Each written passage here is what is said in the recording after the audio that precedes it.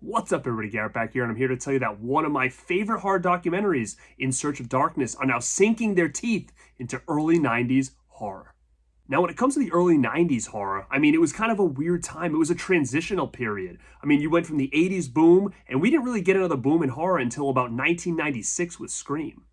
Now, what about all those forgotten gems that kind of came out in between that time? Now, that is what is going to be covered in this next documentary.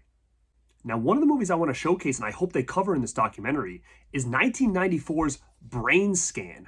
I absolutely love this movie. Now, when this came out, I loved it, but I feel like the more and more I watch this movie, the more it becomes one of my absolute favorite horror movies of the 90s.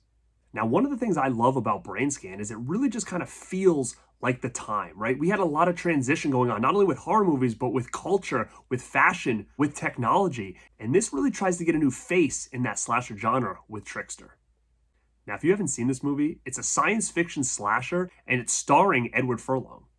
And utilizing things like CD-ROM, the music in this movie, it just really brings me back to the early 90s. Now, with practical effects still in play and CGI kind of rearing its head, we kind of get the best of both worlds with this one.